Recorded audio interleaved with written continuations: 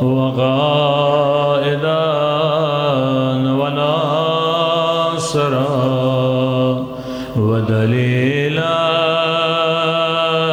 وعينا حتى تسكنه أرضك وتمتعه فيها طويلا برحمتك يا أرحم الراحمين. صلوات پڑھے محمد وعلی محمد.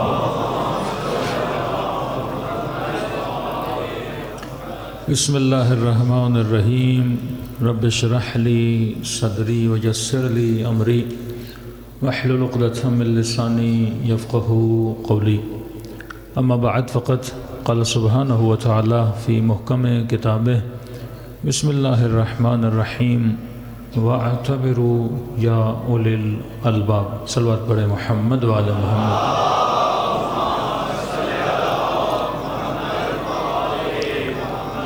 سب سے پہلے دعا ہے پروردگار عالم ہم سب کی عبادتوں کو اپنی بارگاہ میں قبول فرمائے، اور جو مقصد زندگی مقصد عبادت لے کر اس فرش عزا پہ تشریف لائے، خدا ہم سب کو ان تمام مقاصد میں بھی کامیابی عطا فرمائے.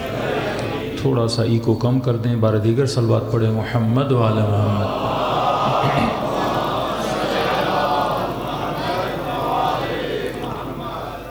ہمیشہ یاد رکھیے کہ کسی چیز کا ہونا اور ہوتا ہے اور اس چیز کا میرے نصیب میں ہونا اور ہوتا ہے. ہو سکتا ہے گھر میں کوئی چیز میرے پاس ہو پر میرے نصیب میں نہ ہو. اردو کا محاورہ ہے کہ دانے دانے پہ لکھا ہے کھانے والے کا نام. چاول کی 10 بوریاں گھر میں پڑی ہوں، لیکن جس دانے پہ نصیب لکھا ہوگا وہ مجھے ملے گا. جس پہ نصیب نہیں لکھا وہ گھر میں پڑا تو رہے گا پر مجھے ملے گا کبھی بھی نہیں. ہو سکتا ہے کسی کے اکاؤنٹ میں 1 کروڑ روپیہ پڑا ہو، اس کے پاس ہو تو صحیح پر اس کے نصیب میں نہ ہو، اور وہ پیسے رکھ کے مر جائے، وہ کسی اور کا نصیب بن جائے. تبھی فرمایا ہمیشہ دعا کیا کرو کہ خدا میرے نصیبوں کو اچھا بنا. زندگی کا ملنا اور ہے، لیکن وہ زندگی ایسی با نصیب ہو کہ انسان کو خدا کے قریب لے جائے، یہ اور ہے. تبھی امام فرماتے ہیں مومن جب بھی دعا کیا کرو تو ایک دعا کرو اے خدا میرے رزق میں اضافہ فرما.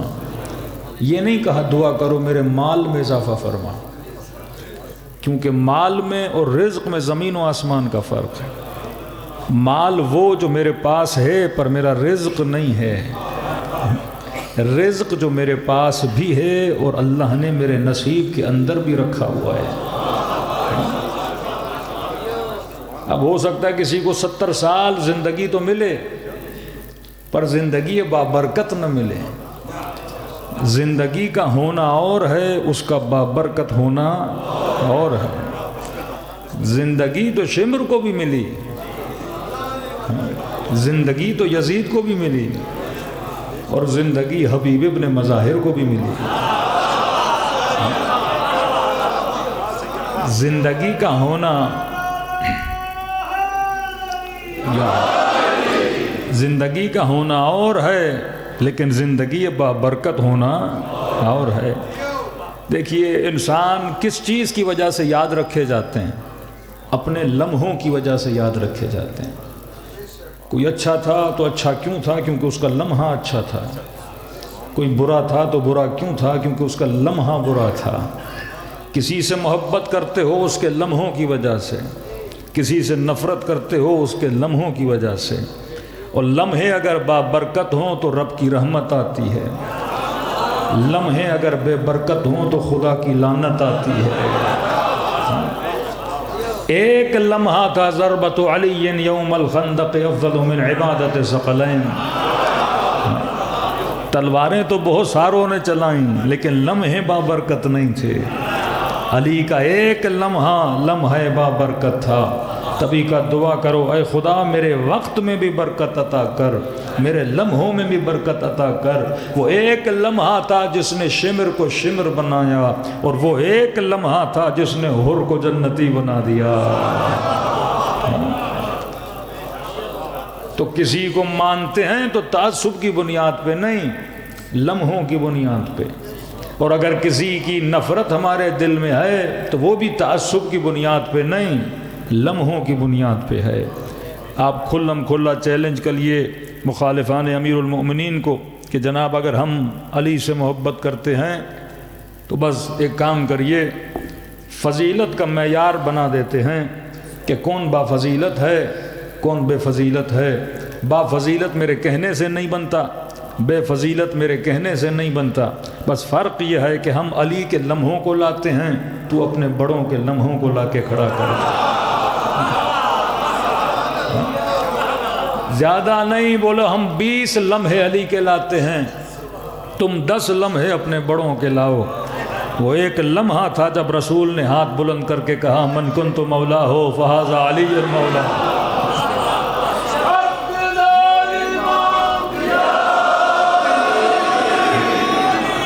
وہ ایک لمحہ تھا جب رسول نے کہا من کنت مولا فہذا علی مولا.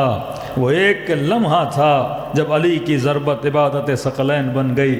اور وہ ایک لمحہ تھا جب بستر موت پہ امیر المؤمنین سو گئے. وہ ایک لمحہ تھا جب باب مدینۃ العلم کا لقب ملا. کہ میں بھی لمحے لاتا ہوں علی کے, تو بھی اپنے بڑوں کے لمحے لا. وہ بھی ایک لمحہ تھا جب ٹوٹی ہوئی تلوار سے کوئی لڑ رہا تھا, اور وہ بھی کوئی لمحہ تھا جو تلواریں چھوڑ کے کوئی میدان کو چھوڑ کے بھاگ رہا تھا.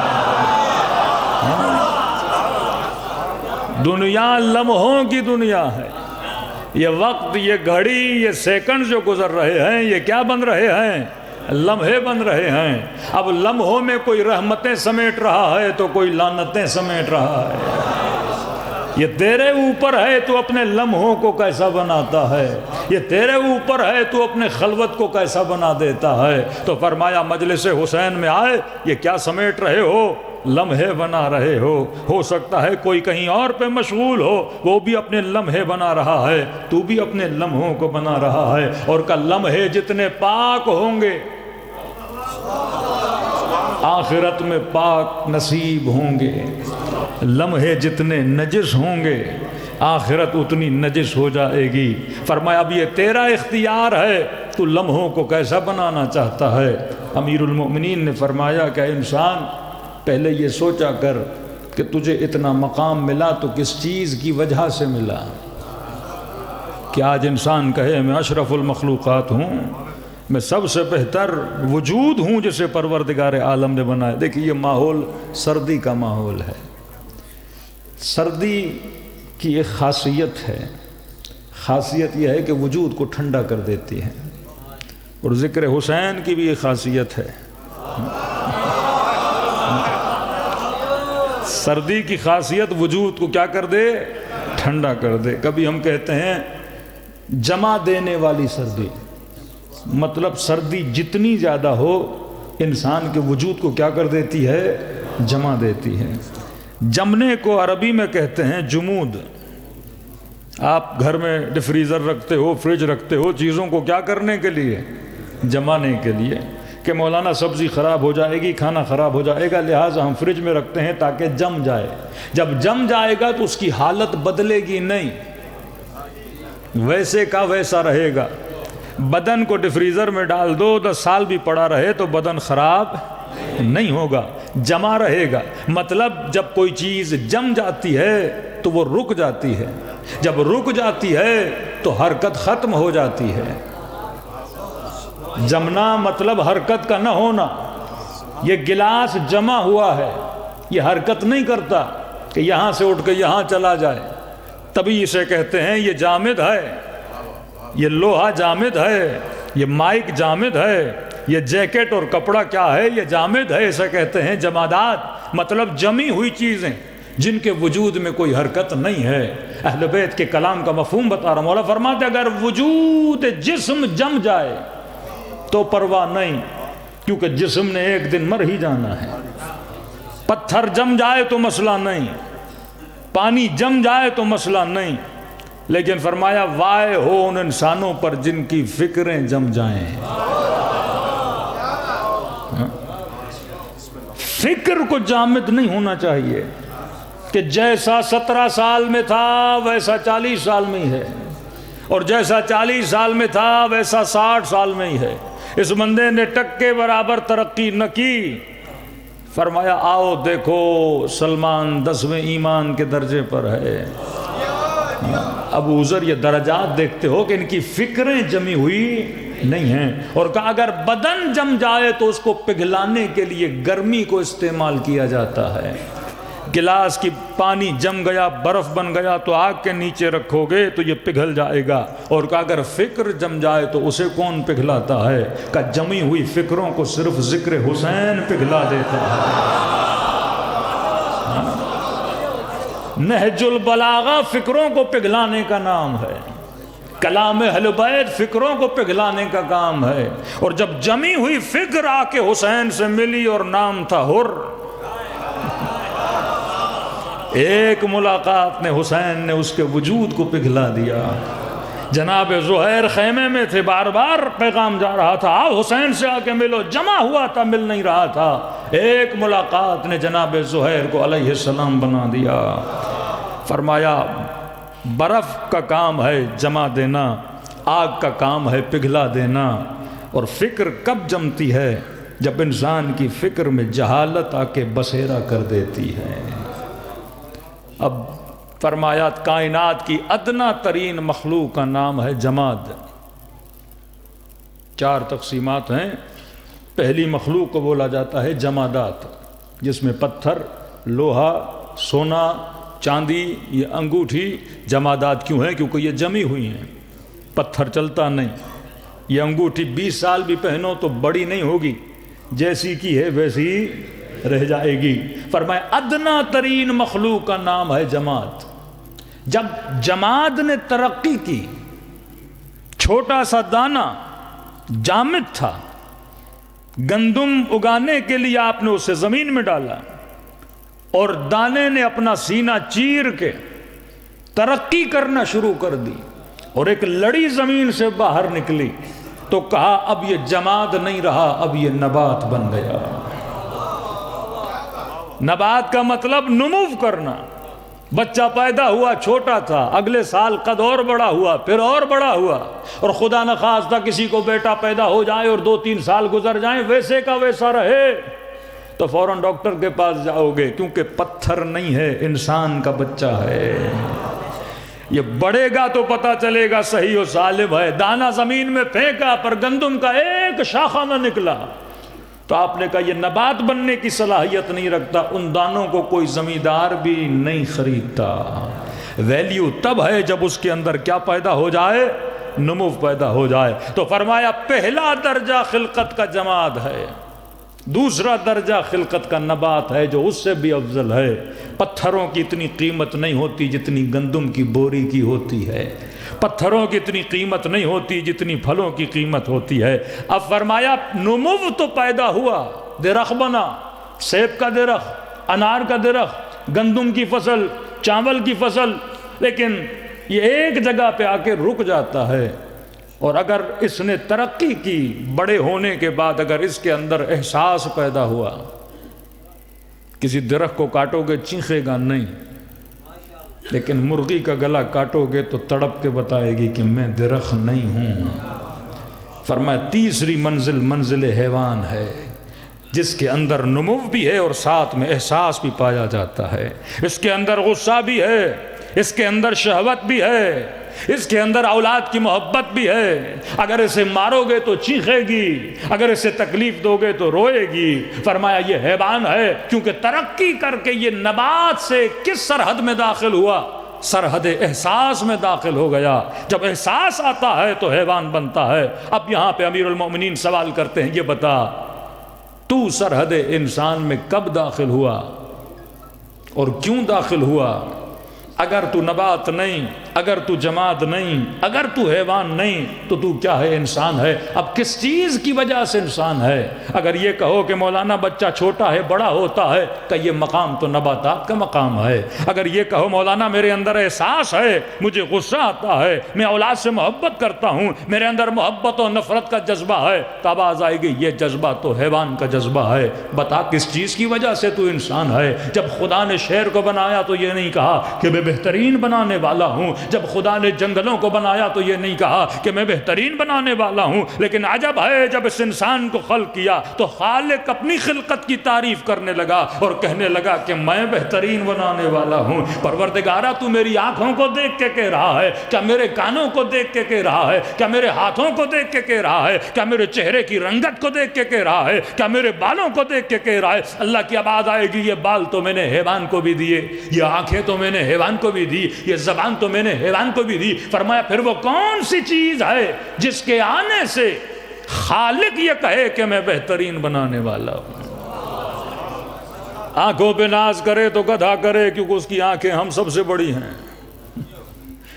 بال تو خدا نے گھوڑے کو بھی بڑے اچھے دیے ہیں، دوڑنے پہ آئے تو جانور ہم سے زیادہ تیز دوڑ لے، جسم کی طاقت پر آؤ تو جانور کا جسم مجھ سے زیادہ طاقتور ہے۔ تبھی فرمایا خلق الانسان ضعیفا، میں نے انسان کو ضعیف بنایا، اور اتنا ضعیف بنایا کہ ایک مچھر بھی چاہے تو اس کے سکون کو تباہ و برباد کر سکتا ہے۔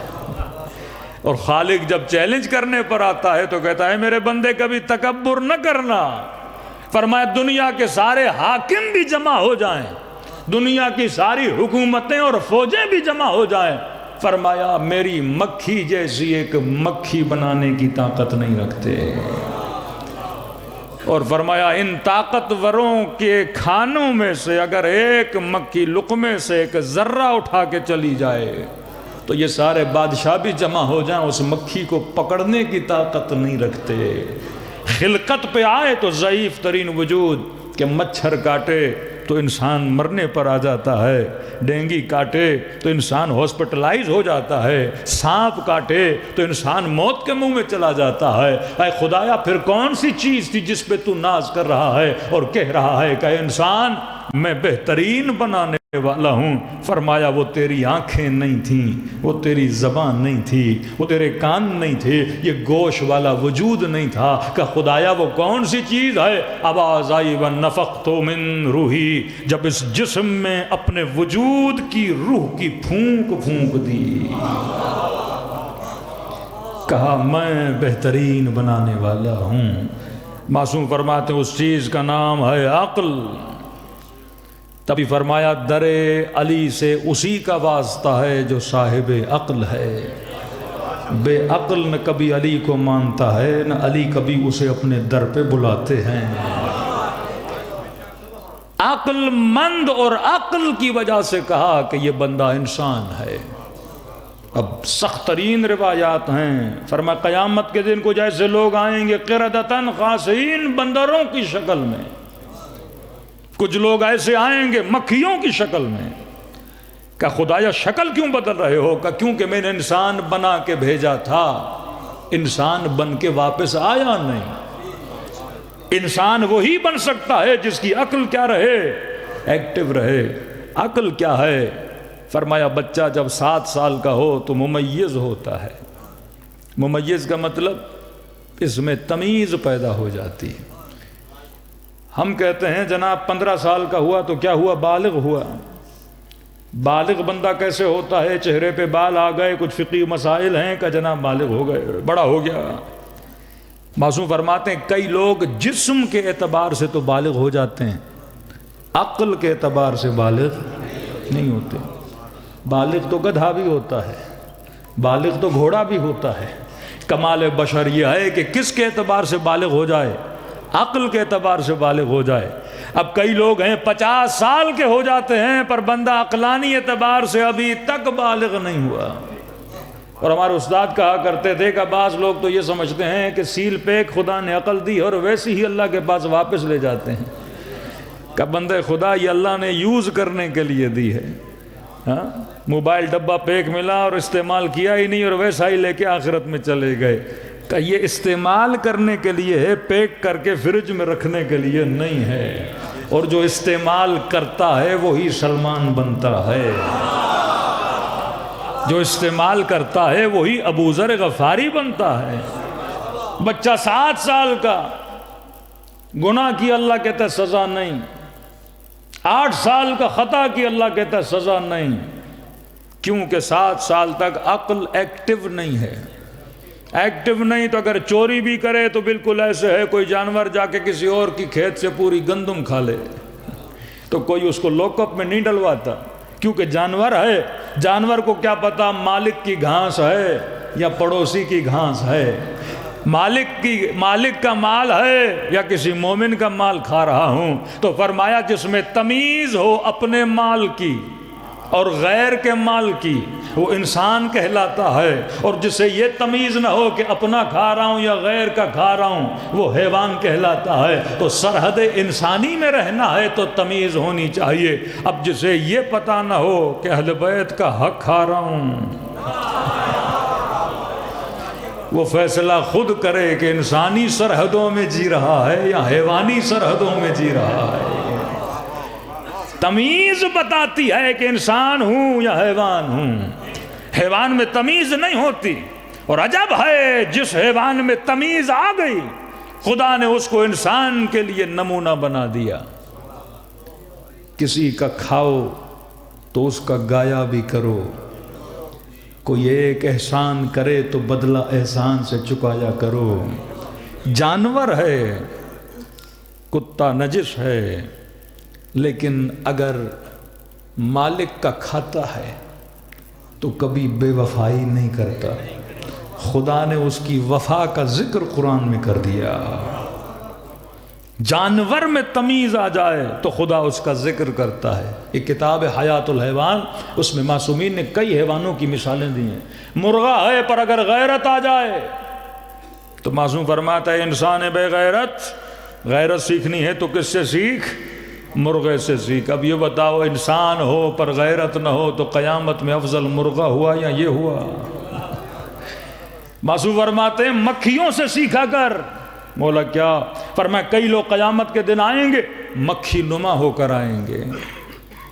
مولا کون سی مکھی بنوں؟ فرمایا 2 طرح کی مکھیاں، ایک وہ مکھی جو گندگی پہ بیٹھتی ہے، ایک وہ مکھی جو پھولوں پہ بیٹھتی ہے.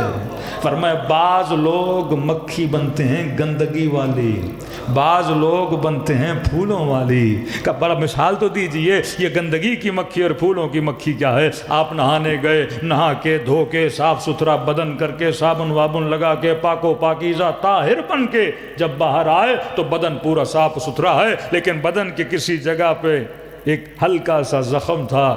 گندگی والی مکھی پورے صاف بدن کو چھوڑ کے جا کے گندگی پہ بیٹھ جاتی ہے. کہ بعض لوگ اس مکھی مزاج ہیں، ایک مومن میں 10 خوبیاں ہیں ان کو چھوڑ کے ایک ہی برائی پہ اٹک جاتے ہیں.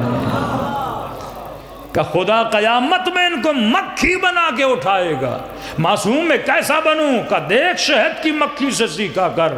گندگی والی مکھی پرواز کرتی جاتی ہے، پھولوں کو چھوڑ دیتی ہے، باغوں کو چھوڑ دیتی ہے، جا کے نالیوں اور گندگیوں میں بیٹھ جاتی ہے. لیکن شہد کی مکھی بھی پرواز کرتی ہے، لیکن پرواز کرنے کے بعد وہ ساری گندگیوں کو چھوڑ کے پھولوں کی عاشق بن جاتی ہے اور خوشبوؤں پہ بیٹھا کرتی ہے. اب ہم نے فیصلہ کر دیا کہ ہم کون سی والی مکھی کو پسند کرتے ہیں. حسین کی مجلس میں آنا بتاتا ہے کہ جو یزید کو چھوڑ کے عاشق حسین بن جائے تو یہ خوشبوؤں کا عاشق ہے، لیکن جو حسین کو چھوڑ کے یزید کے پیچھے لگ جائے کہا یہ گندگیوں کا عاشق ہے. تبھی معصوم فرماتے جوان تمہاری دوستیاں بتائیں گی تو کس کا عاشق ہے تو علی والا پر کوئی شرابی سے یاری رکھ لے، ہے علی والا پر کسی زانی سے دوستی رکھ لے. کہ مولانا معاشرے میں اتنے نیک لوگ تو ہیں نہیں، اٹھنا بیٹھنا تو انہی سے ہے، کاروبار تو انہی سے ہے. کہ تجھے کاروبار سے منع نہیں کرتے، ہم نشی نہ بنایا کرو کسی نے مولا علی سے پوچھا نا مولا سلمان اتنا کیوں پسند ہے آپ کو؟ امام نے فرمایا ایک تو سلمان غریبوں سے بڑا عشق کرتا ہے، امیروں کی صحبت میں بیٹھنے سے زیادہ فقیروں کے ساتھ بیٹھنا پسند کرتا ہے، کیونکہ فقیر کا عاشق خدا ہے۔ امیر کے ساتھ بیٹھو گے کسی لالچ میں بیٹھو گے، فقیر کیا دے گا آپ کو؟ تبھی رات کے اندھیروں میں امیر المؤمنین اپنا وقت امیروں کے ساتھ نہیں بتاتے تھے یا فقیروں کے ساتھ بتاتے تھے، یا جو سب کا امیر ہے خدا اس کے مصلے پہ بتاتے تھے۔ دوسری صفت فرمایا سلمان علی کو بڑا پسند ہے۔ مولا کیوں؟ فرمایا سلمان علماء کی محفل کو پسند کرتا ہے۔ دیکھو علم کے قریب جاؤ گے تو کیا بنو گے؟ علم کی خوشبو پیدا ہوگی۔ کراچی میں ایک مومن نے کہا مولانا ایک فلاں آن ڈیوٹی کوئی کرنل صاحب ہیں، شیعہ ہیں، بڑا اچھا آدمی ہے، نیک آدمی ہے، مولا کا ذکر کرنے والا ولائی قسم کا آدمی ہے۔ میں نے کہا بڑی اچھی بات ہے، کبھی ہمیں بھی ملوائیے۔ تو کہا قبلہ بس ایک مسئلہ ہے، اسے مولوی پسند نہیں ہے۔ نیک ہے، مولا کا ذکر کرتا ہے، سب کچھ ہے، مولویوں سے اس کی نہیں لگتی۔ میں نے کہا ایک بات میری یاد کر لو، پریکٹیکل بات کر رہا ہوں، نتیجہ جا کے خود دیکھنا۔ میں نے کہا جو بندہ مولوی سے دور ہے وہ دین سے بھی دور ہے۔ اب یہ نہیں کہ ہم اپنی تعریف کرنا ہی نہیں، میں نے کہا جا کے دیکھ لینا، جو عالم سے دور ہوگا، مجتہد سے دور ہوگا، کسی صاحب امامہ سے دور ہوگا، میں نے کہا لکھ لو، میرے قلم سے یہ چیزیں لکھ لو کہ وہ بندہ دین سے دور ہوگا۔ کہ نہیں بڑا اچھا تھا، بیٹھے بڑی اچھی باتیں کر رہا تھا، امیر المومنین کے فضائل پڑھ رہا تھا۔ میں نے کہا کبھی گھر میں دعوت دے تو چلے جانا، اب میری نگاہ سے دیکھنا دیندار ہے کہ نہیں۔ اتفاق سے ایک ہفتے کے بعد انہوں نے ود فیملی ان کو بلایا گھر پہ، اگلے دن ہم سے ملے۔ میں نے کہا بتاؤ کہاں تھے؟ کہ مولانا فلاں کرنل صاحب کے ساتھ تھے، آپ بالکل صحیح کر رہے تھے، بندہ تو بڑا اچھا تھا، دیندار نہیں تھا۔ میں نے کہا کیسے؟ کہ ود فیملی دعوت تھی، جب ان کی خاتون خانہ آئیں سفرے پر، نہ سر پہ دوپٹہ تھا نہ حجاب کیا ہوا تھا، خود تو علی کے فضائل پڑھ رہا تھا، پر بیٹوں اور بیٹیوں کا عالم یہ تھا، لگ نہیں رہا تھا یہ علی کے مکتب والے ہیں یا شامی مکتب والے ہیں۔ عالم کا قرب آپ کو کیا بناتا ہے؟ دیندار بناتا ہے۔ علی کا قرب آپ کو کیا بناتا ہے؟ مومن بناتا ہے۔ مسجد میں آؤ گے تو نمازی کہلاؤ گے، کعبے پہ پاس جاؤ گے تو حاجی کہلاؤ گے، علی کے پاس آؤ گے تو مومن کہلاؤ گے، کسی عالم کے پاس جاؤ گے تو کس کی محبت ہوگی؟ دین کی محبت ہوگی۔ بھائی آپ 1 گھنٹہ کسی بزنس مین کے ساتھ گزارو، وہ صبح سے شام تک کبھی 1 ملین، کبھی 2 ملین، کبھی 1 کروڑ، کبھی 50 کروڑ، کبھی یہ نقصان، کبھی یہ فائدہ۔ ہاں کسی سیاستدان کے ساتھ گزارو تو اگر جیل والا ہوگا تو وہ چیزیں باتیں کرے گا، حکومت والا ہوگا تو لوگوں کی شکایتیں کرے گا۔ اسی طرح کسی عالم کے ساتھ بیٹھو تو یا خدا کی بات کرے گا، یا رسول کی بات کرے گا، یا علی کی بات کرے گا۔ اگر عطر کی دکان میں جاؤ گے تو چاہو نہ چاہو خوشبو تیرے مشام تک آ ہی جائے گی۔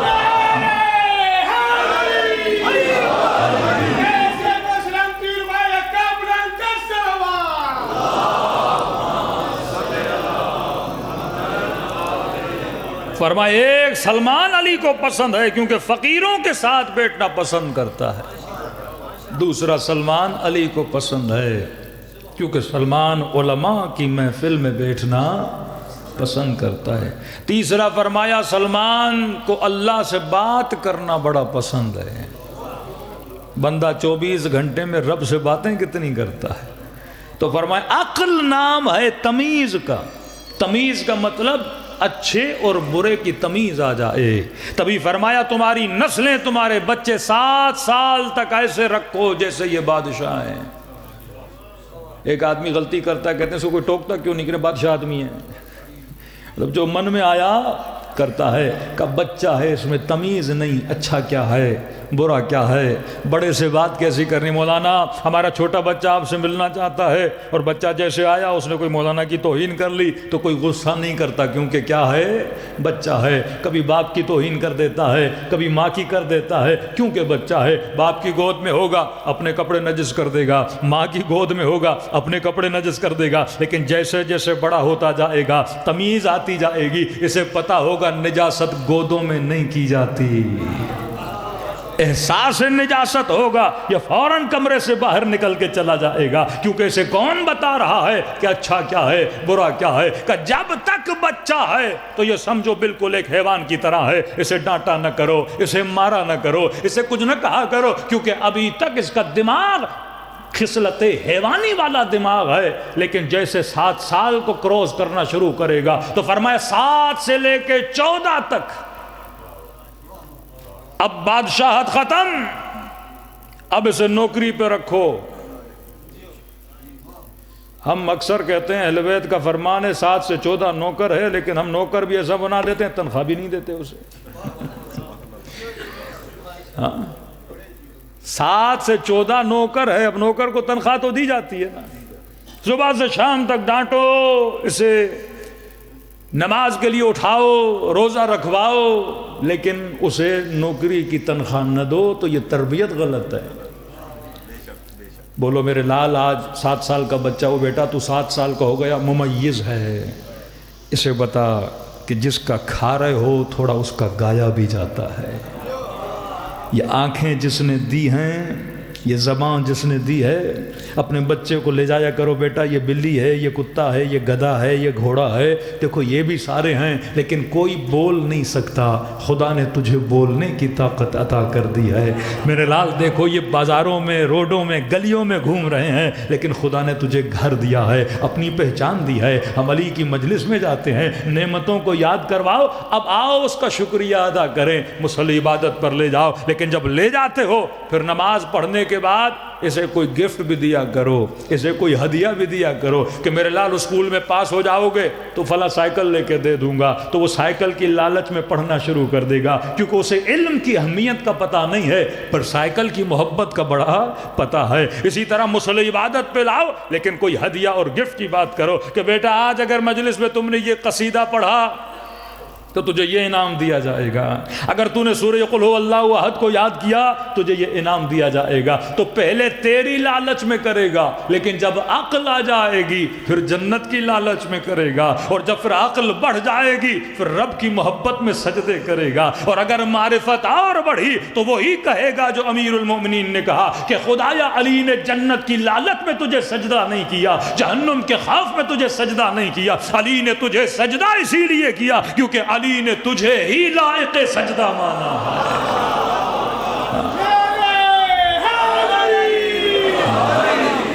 جیسے جیسے عقل پروان چڑھتی ہے، میں نے کسی جگہ مثال دی، دیکھو محبتیں بچپن میں اور ہوتی ہیں، جوانی میں اور ہوتی ہیں، کیونکہ بچپنے میں عقل نہیں ہوتا، محض شہوت ہوتی ہے، جوانی میں عقل بڑھتی جاتی ہے، ویلیو اور ڈی ویلیوشن کا پتہ چل جاتا ہے۔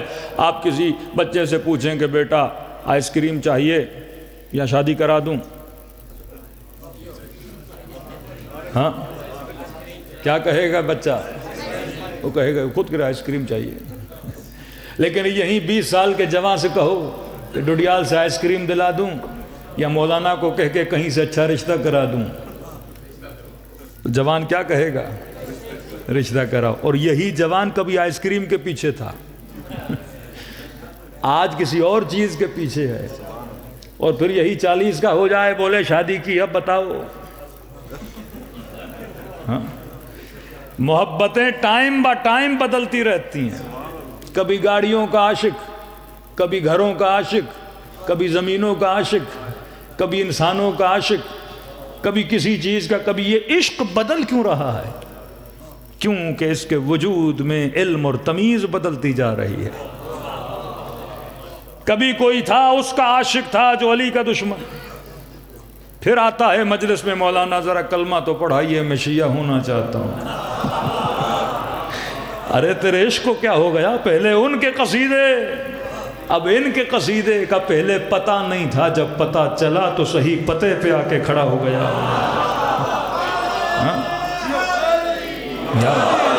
تمیز جیسے بڑھتی جاتی ہے، عقل جیسے موٹی ہوتی جاتی ہے، یہ اپنی پہچان میں دقیق ہوتا جاتا ہے۔ کوئی روڈ پہ پڑا ہوا فقیر ہو، زیادہ پڑھا لکھا نہ ہو، اسے تمیز نہیں کہ صاف پانی کیا ہوتا ہے، گندا پانی، پیاس لگے گی کہیں سے جو بھی پانی آیا پی لے گا، لیکن جسے علم آیا، جراثیم کا پتہ چلا، بیکٹیریاز کا پتہ چلا، وہ دیکھ کے کھائے گا کیا کھاؤں کیا نہ کھاؤں۔ اگر کوئی ہندو ہو، وہ یہ نہیں دیکھتا کہ کٹا ہوا ہے کہ نہیں، حلال ہے کہ نہیں، کیونکہ تمیز نہیں ہے۔ تو مکتب علی تجھے تمیز دلاتا ہے۔ کس کی تمیز؟ حلال و حرام کی تمیز دلاتا ہے۔ دیکھنے پہ آؤ تو کائنات تیرے سامنے ہے، لیکن یہ تمیز ہے جو آنکھوں کو بتاتی ہے کہ کسے دیکھنا ہے اور کہاں آنکھوں کو جھکا دینا ہے۔ شکم تو سب کے پاس ہے، کھانا ہر کسی کو چاہیے، پر یہ تمیز ہے کہ انسان کو بتاتی ہے کہ حلال کھانا ہے یا حرام کھانا ہے۔ تو فرمایا تمیز، بچہ 7 سال میں اس کی تمیز اس کے وجود میں آ جاتی ہے کہ اب یہ تیرا غلام ہے۔ غلام کا مطلب نہیں کہ اسے مارنا ہے، غلام کا مطلب ہے اس سے ڈیوٹی لو، اس سے کام کرواؤ، اس کو رسپانسیبل بناؤ کہ بیٹا آج یہ 5 کام کرنے ہیں اور کسی صورت میں کرنے ہیں، اور اگر کر لو گے تو یہ تیرا انعام ہے، بیٹا کل یہ تم نے کرنا ہے اور یہ کر لو گے تو یہ تیرا انعام ہے۔ اب چھوٹا بچہ 24 گھنٹے 12 گھنٹے کا روزہ تو نہیں رکھ سکتا، اب کو بیٹا پورا دن روزہ نہیں رکھ سکتے تو کیا ہوا، صبح سے لے کے دوپہر کی نماز تک تیرا روزہ ہے۔ اسے عادت دلاؤ پیٹ پہ کنٹرول کرے، اسے عادت دلاؤ زبان پہ کنٹرول کرے، اسے عادت دلاؤ کانوں پہ کنٹرول کرے۔ موبائل کا زمانہ، سوشل میڈیا کا زمانہ، یہاں یوٹیوب کھولا لاکھ چیزیں آ گئیں۔ اگر تمیز ہوگی کون سی تصویر دیکھنی ہے، کون سی تصویر نہیں دیکھنی، کسی فاسق و فاجر کے حسن کو دیکھنا ہے یا نجف میں علی کی زری کو دیکھنا ہے۔ یہ تمیز جیسے جیسے آتی جائے گی، اور یہی معیار تقوی ہے، یہی بندگی کا معیار ہے کہ جب رسول نے کہا کہ پہاڑی کو نہیں چھوڑنا، تو علی میں تمیز تھی۔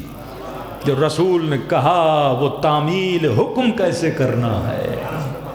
شب ہجرت کا بستر پہ سو جاؤ، جی یا رسول اللہ، کہا کہ اتنی میٹھی نیند علی کو کبھی نہیں آئی جتنی اس رات موت کے بستر پہ علی ابن ابی طالب کو آئی۔ ہر کیوں بنا؟ تمیز کی وجہ سے۔ کہ ہر تیری عزا پہ تیری ماں بیٹھے، تمیز نہ ہوتی تو حسین کو کہہ دیتا۔ شمر بھی تو سینے پہ چڑھ گیا تھا نا، کوئی تھے جنہوں نے تماچے بھی تو مار دیے تھے نا، بے تمیزے تھے، لیکن اس میں تمیز تھی۔ کہ حسین کہہ تو میں بھی سکتا ہوں، لیکن کیا کروں، تیری ماں فاطمہ ہے۔ ہاں۔ تبھی امیر المومنین سے پوچھا، مولا قیامت کے دن انسانوں کا خریدار کہ ہر بندہ جو مرتا ہے، ملائکوں کا کام ہے اس کی روح کو نکال کے 2 چیزوں کے حوالے کرتے ہیں۔ مومن تھا تو روح اچھے فرشتوں کے حوالے، فاسق و فاجر تھا تو روح کو عذاب کے فرشتوں کے حوالے کر دیتے ہیں۔ کہ بس دعا کرو کہ تیری روح اچھوں کے حوالے کی جائے، کہیں ایسا نہ ہو کہ بروں کے حوالے کی جائے۔ کہ مولا یہ جو مرنے کے بعد اس نے کہاں جانا ہے، اس نے کہاں جانا ہے، یہ طے کون کرتا ہے؟ فرمایا خود بندہ طے کر لیتا ہے اسی دنیا میں، اللہ تو صرف اٹھاتا ہے، طے تو ہم کرتے ہیں۔ تو مولا فرماتے ہیں قیمت امرئ ہمتہ، غور سے سنیے گا، فرما انسان کی قیمت کا پتہ، یہ گلاس ہے، اس کی ایک قیمت ہے، کتنے کا خریدا، کوئی کہے گا 200 کا 400 کا، مائک کتنے کا لیا، اتنے کا، لاؤڈ کتنے میں کرائے پہ آئے کا، اتنے کے، اینٹیں پتھر بلب پنکھے موبائل اینکیں، ہر چیز جو آپ کے پاس ہے اس کی کوئی نہ کوئی قیمت ہے۔ اب یہاں پہ ٹیبل بھی پڑا ہے، کرسی بھی پڑی ہے، مولانا بھی ہیں اور آپ بھی ہیں، تو مولا سے پوچھا مولا کرسی کی قیمت، ٹیبل کی قیمت ہر بندہ بتاتا، لیکن یہ تو بتاؤ اس فرش پہ بیٹھے ہوئے انسان کی قیمت کیا ہے؟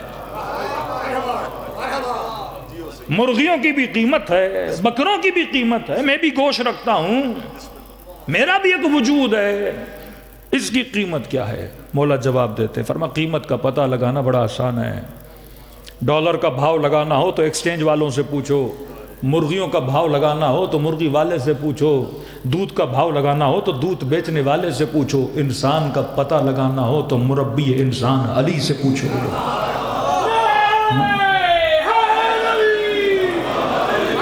جنہوں نے تربیت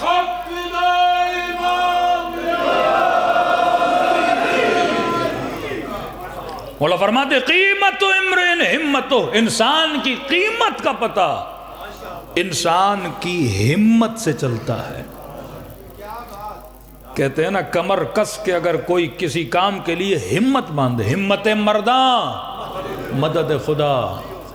60 سال کی زندگی آپ کی، کوئی 30 سال کا ہے، کوئی 40 سال کا ہے، کوئی 20 سال کا ہے، تم نے 30 سال میں جس کام کے لیے ہمت باندھی، مولا فرماتے ہیں جتنی قیمت اس کام کی اتنی قیمت خدا تیری لگائے گا۔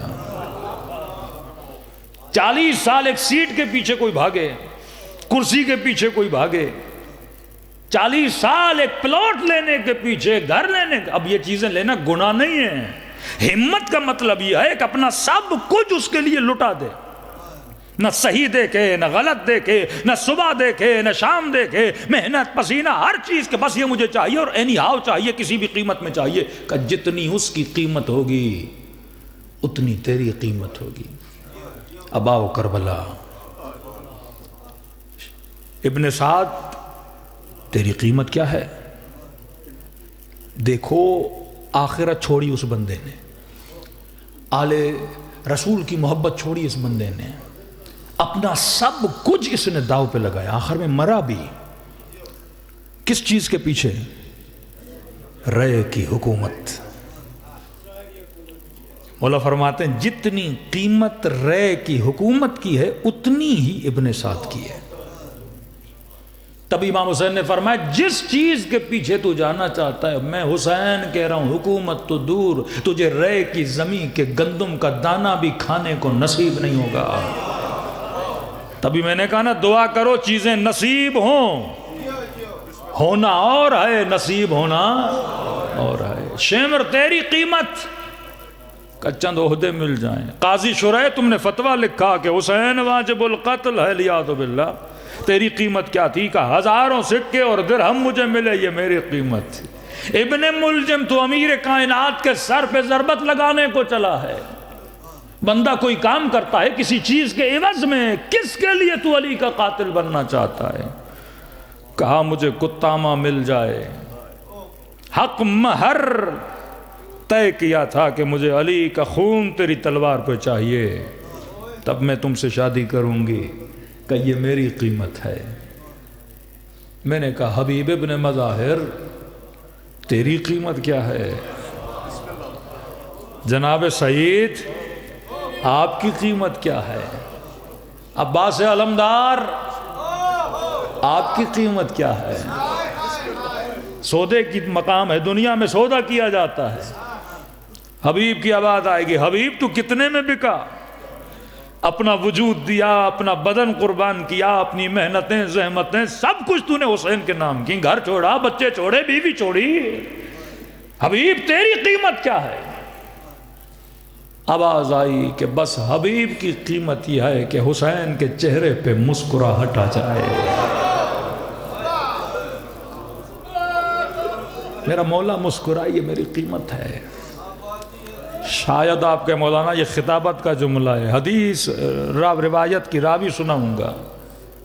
سعید کی عمر 88 سال سے زیادہ، مولا حسین کے پاس ہے، مولا اپنی جان آپ پہ قربان کرنا چاہتا ہے، بوڑھا تھا۔ ایک جناب جون، سعید، حبیب ابن مظاہر، بوڑھے سے بوڑھے جون اور سعید۔ امام نے کہا سعید میدان میں جانا، لڑنا، تلوار اٹھانا مشکل ہوگا آپ کے لیے، مولا جان جب تک قربان نہیں کروں گا سکون نہیں ملے گا۔ تو کہا ٹھیک ہے سعید، میں حسین نماز پڑھتا ہوں، تو میری نماز کی حفاظت کر۔ تاریخ کربلا یا امام نے اللہ اکبر کہا، یہاں چند اصحاب حفاظت حسین کے لیے کھڑے ہو گئے۔ کہتے ہیں بوڑھا صحابی 17 تیر لگے سعید کے بدن پہ، اب نہیں پتا تیر کہاں کہاں لگے.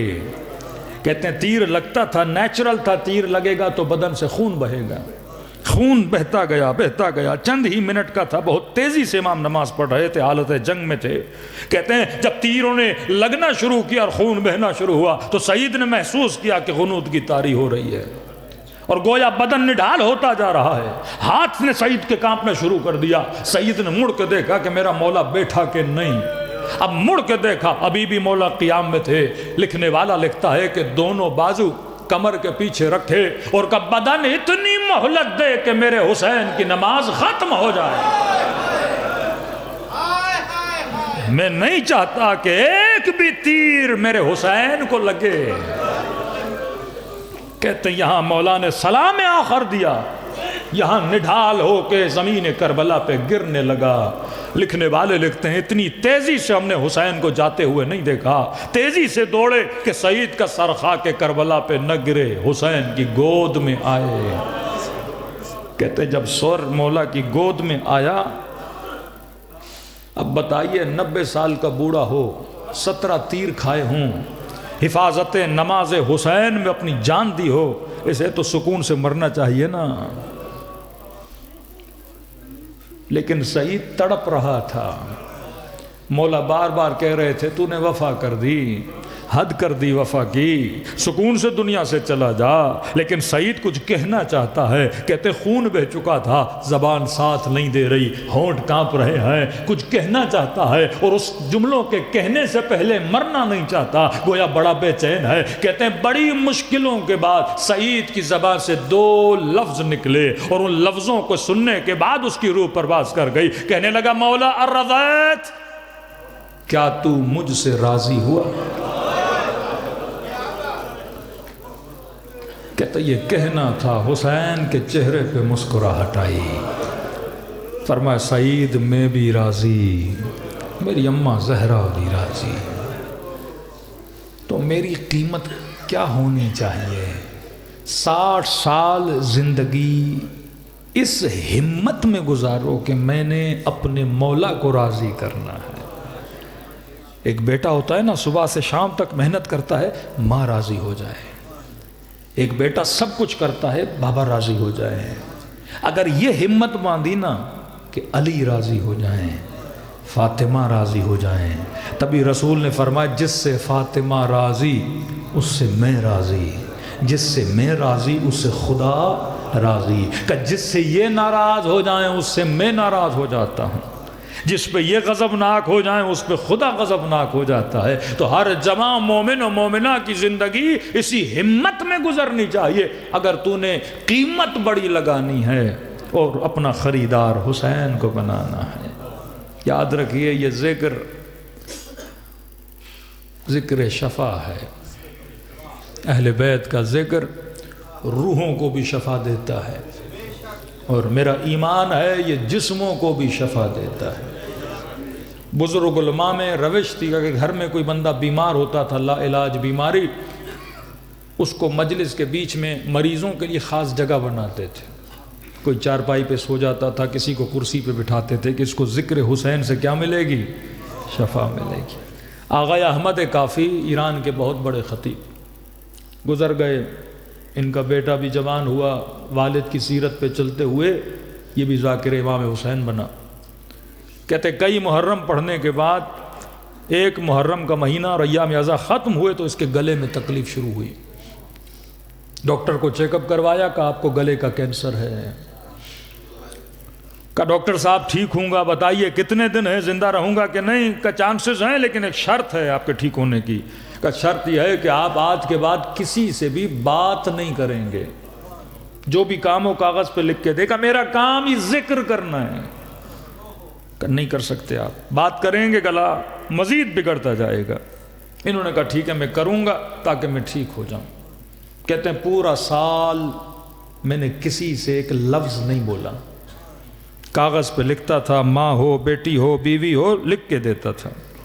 اب کوئی اگر ذاکر امام حسین ہو، زندگی ذکر میں گزری ہو، پابندی لگ جائے کہ آپ بات نہیں کر سکتے، کہتے اگلا سال آیا، محرم کا چاند نظر آیا، جگہ جگہ سے مجلسوں کی آوازیں آنے لگیں، عاشق تو تھا، مداح حسین بھی تھا۔ کہتا ہے 6-7 محرم آئی، میرا ضبط ٹوٹ گیا۔ میں نے کہا مولا حسین ایسے گلے کا فائدہ کیا جو تیرا ذکر کر نہ سکے؟ مولا چھوڑ دیا اپنے ذاکر کو اپنے کونے میں۔ دنیا کیا کہے گی کہ دنیا اس ذکر سے شفا لے کے جاتی ہے اور خود ذاکر شفا نہیں لے پا رہا۔ شاید مجھے تانے دیں کہ اس کو سزا ملی ہے مثلا۔ کہتا رو کے سو گیا۔ اللہ ایسے خواب ہر کسی کو نصیب کرے کہ خواب کے عالم میں حسین ابن علی کو دیکھا کہ وہ ابوہت، وہ کشش تھی امام حسین میں کہ اس خواب میں میری آنکھوں سے آنسو رک نہیں رہے تھے۔ مجھے کہا میرے ذاکر میرے قریب آ، کہ اتنی جلدی اپنے مولا سے ناراض نہیں ہوا کرتے ہیں۔ تجھے یہ ہے نا لوگ کیا کہیں گے، حسین نے ذکر کرانا چھڑا دیا، کہ آج میں نے بلایا ہے مجھے سنا۔ کہ مولا کھڑے تھے، ساتھ میں ایک حجرہ تھا، کمرہ تھا، کہ پتہ ہے آج تجھے کس نے بلایا ہے؟ میں نے نہیں، میرے نانا رسول نے تجھے بلایا ہے۔ کمرے میں میرا نانا تیرا انتظار کر رہا ہے۔ کہ ذوق و شوق کے ساتھ کمرے میں داخل ہوا، رسول خدا کی قدم بوسی کی، اے یا رسول اللہ میری جان میرے بچے آپ پہ قربان۔ کہ شیخ احمد کے بیٹے مجھے حسین کے مصائب سنا۔ یا رسول اللہ گلے میں تکلیف ہے۔ کہ ہم کہہ رہے ہیں نا سنا، مجھے حسین کے مصائب سنا۔ یا رسول اللہ کون سے مصائب سناؤں؟ کہا کہ شیخ احمد کے بیٹے مجھے سکینہ کے مصائب سنا۔ فرماتے میں گھبرا گیا کہ حسین کے ہوتے ہوئے باپ کے سامنے بیٹی کی مصیبت پڑھوں تو کیسے پڑھوں؟ لیکن حکم تھا کہ سنا یا رسول اللہ میں زیادہ نہیں پڑھ پاؤں گا مولا حسین کے سامنے۔ کہ 2 جملے ہی سنا۔ کہتا میں نے 2 جملے پڑھے، رسول خدا غش کھا کے بے ہوش ہو گئے۔ یہاں خواب سے آنکھ کھلی، پسینے میں شل آنسو بہہ رہے ہیں۔ ماں نے میرا رونا سنا، دوڑی دوڑی آئی۔ کیا ہوا میرے لال؟ کا پہلی مرتبہ میں نے ماں سے بات کی، سینے سے لگایا، میرے لال تو بات کر رہا ہے؟ کہ اما خواب کے عالم میں حسین کو دیکھا، رسول کو دیکھا، مصائب پڑے ہیں۔ کہ میرے لال کوئی تکلیف ہے؟ کہ نہیں۔ کہ فوراً جا کے چیک اپ کروائے۔ ڈاکٹر نے کہا ایسے لگتا ہے جیسے کبھی تو بیمار تھا ہی نہیں۔ پورے محلے کو پتا چلا، لوگ اس کے گھر میں جمع ہو گئے، شیخ احمد کے بیٹے تجھے حسین نے شفا دی ہے۔ مجمع کو کہا ایک چیز میں سمجھ گیا ہوں، اور کہنے لگے یہ میرا ایمان ہے، مجھے کسی اور کے مصائب کا نہیں بولا جب میں بیمار تھا، کہ سکینہ کے مصائب کا ہو۔ مجھے اس سے محسوس ہوتا ہے خدا نے سکینہ کے ذکر میں مریضوں کے لیے شفا رکھی ہے۔ 1 سال سے محلے والوں نے سے سنا نہیں تھا۔ کہا شیخ احمد کے بیٹے وہ سنا جو تو نے رسول کو سنایا تھا، ہم بھی سننا چاہتے ہیں۔ ایسا کیا کہا کہ رسول خدا غش کھا گئے؟ کہتا بس میں نے 1 جملہ پڑھا، زیادہ نہیں پڑھا۔ میں نے کہا یا رسول اللہ بچی نے بابا سے ایک بیان کیا، رو کے کہا بابا تیری بچی کا رخسار چھوٹا تھا، شمر کا ہاتھ بڑا تھا۔ کہا یہ سننا تھا، رسول خدا غش کھا گئے۔ دلوں کو کربلا لے جائیں۔ آج 3 قبروں پہ بڑی غربت ہے۔ ایک قبر مدینے میں نبی کی بیٹی، ایک قبر شام میں دمشق میں علی کی بیٹی، اور ایک قبر سکینہ کی حسین کی بیٹی۔ دعا کریں کہ خدا یہ ذکر ہمیں اس سرزمین پہ نصیب کرے پھر سے مومنوں کو سیدہ زینب کی زیارت نصیب کرائے۔ چند جملے اور رحمت کو تمام فرمائے، خلوص دل سے میرے بابا کو سلام کیا کرو۔ کہ مولا اتنی تاکید کیوں ہے کہ میرے بابا کو سلام کرو؟ زیارت عاشورہ 100 سلام امام حسین پہ۔ فرمایا کیونکہ عاشورہ کے دن میرا بابا ترس گیا تھا کہ کوئی سلام کرے، کہتے تھے یہ باغی ہے، اسے سلام نہ کرو۔ کہ جب تم میں سے کوئی سلام کرتا ہے میرے بابا کے کلیجے کو ٹھنڈک ملتی ہے۔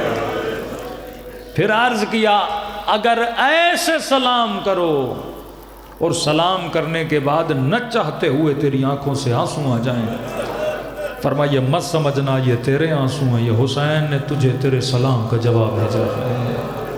دلوں کو کربلا کی طرف روانہ کریں، 3-4 سلام اور ربط مصیبت اور دعا کے ثواب زیارت لے کر اس فرش عزا سے اٹھیں سب مل کے۔ السلام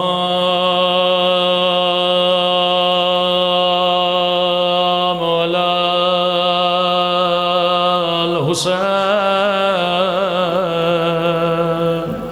وعلی علی ابن الحسین وعلی اولاد الحسین وعلی اصحاب الحسین، سب مل کے السلام علی الحسین وعلی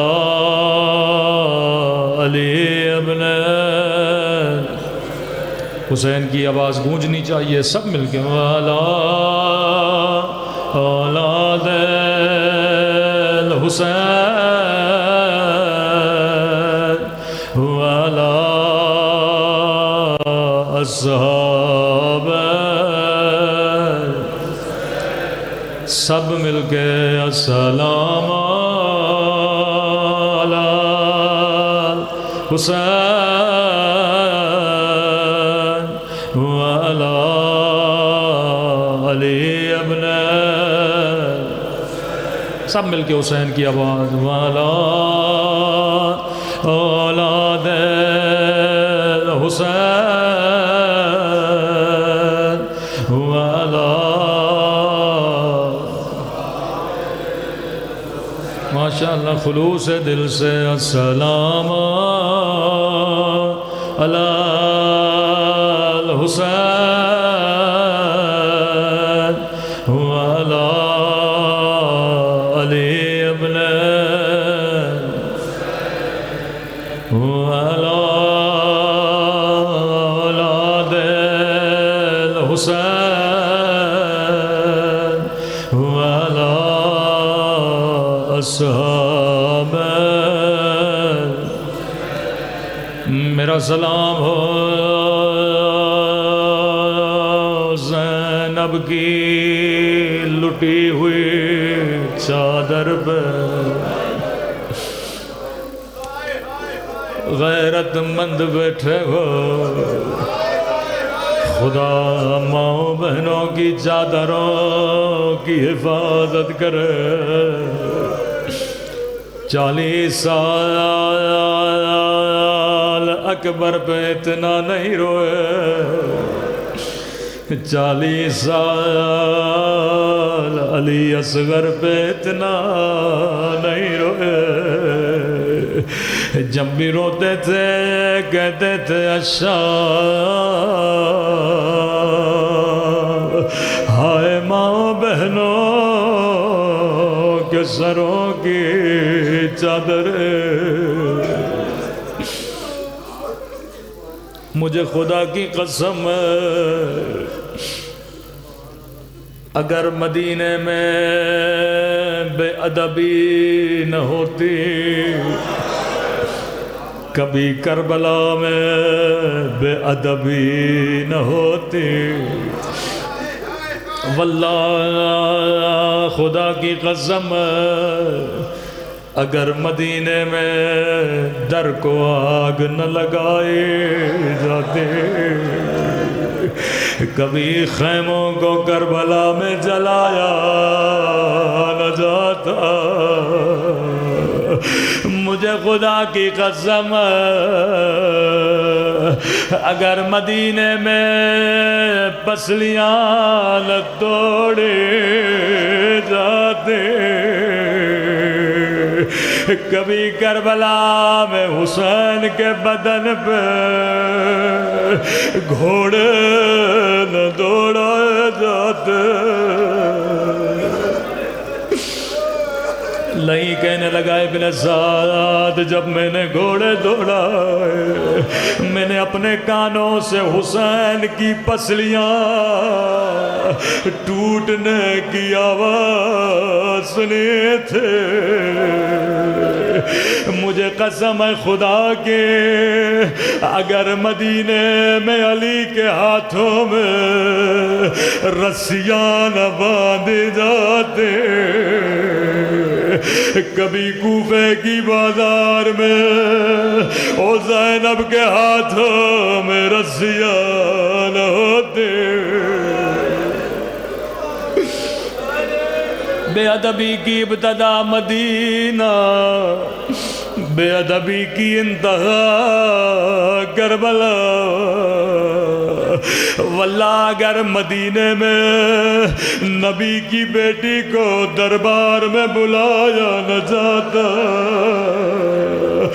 کبھی نبی کی نوازی کو شرابی کے دربار میں کھڑا نہ کیا جاتا۔ مجھے قسم خدا کی، اگر بند گلی میں مدینے میں کسی چہرے پہ تماچا نہ مارا جاتا، کبھی 4 سالہ بچی کے چہرے پہ تماچے نہ پڑتے، بے ادبی اتنی کی گئی، انتہا کربلا۔ پوری تاریخ کربلا پڑھیے، ایک منظر ہے جس نے آل رسول کو بڑا رلایا۔ مولا حسن کسی ذاکر کے خواب میں آئے، فرمایا ذاکر تو میرے شیعوں کو میری اصلی مصیبت کیوں نہیں سناتا؟ مولا میں سناتا ہوں، زہر ملا جگر کے ٹکڑے باہر آئے۔ مولا میں سناتا ہوں، حسن وہ امام ہے جسے 2 مرتبہ کفن دیا گیا، بہن نے اپنے ہاتھوں سے بدن سے تیر نکالے، کہا یہ میرے مصائب ہیں پر میری اصلی مصیبت نہیں۔ مولا اصلی مصیبت کیا ہے؟ کہنے لگے اصلی مصیبت مدینے کی ایک گلی میں ہے۔ حسین چھوٹے تھے، میں بڑا تھا، جب کسی نے میری ماں کے چہرے پہ تماچا مارا، میں فریادیں کرتا رہا، کوئی آئے ماں کو بچا لے۔ جب کبھی دل کرے رونے کا، کبھی ہوتا ہے دل اداس ہوتا ہے، انسان کا دل ہوتا ہے روں۔ علماء کہتے ہیں اندھیری راتوں میں مصلی بچھایا کرو۔ ایک زیارت ہے امام زمانہ کی، نام ہے زیارت ناہیا۔ یہ کسی ذاکر کا نوحہ نہیں، کسی عالم کا نوحہ نہیں، یہ امام زمانہ کا پڑھا ہوا نوحہ ہے۔ اب جو پڑھوں گا یہ میرے جملے نہیں، فرزند زہرا کے جملے ہیں۔ سنیں گے کربلا کے کن مصائب پہ روتے ہیں۔ فرماتے ہیں میرا سلام ہو ان ننے سے رخساروں پہ۔ مدینے میں ایک رخسار پہ تماچا لگا، کربلا میں بھی ایک رخسار پہ تماچا لگا۔ میرا سلام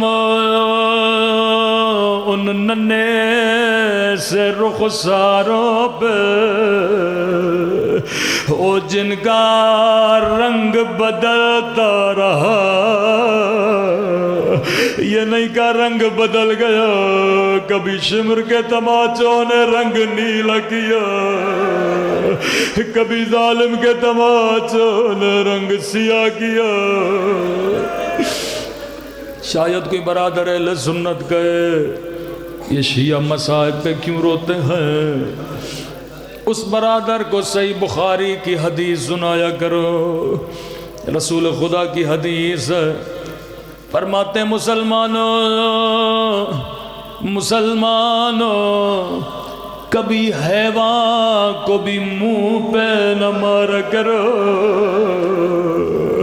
میرے چوتھے ماں فرماتے ہیں اتنے تماچے مارے بچی کے چہرے کی رنگت بدل گئے۔ روایت کے جملے زندان شام بچی کی گود میں بابا کا کٹا ہوا سر، رو کے کہنے لگی میرے غریب الوطن بابا، او میرے 3 دن کے پیاس ہے بابا، بابا ذرا آنکھیں کھولو، ذرا میرے رخسار دیکھو۔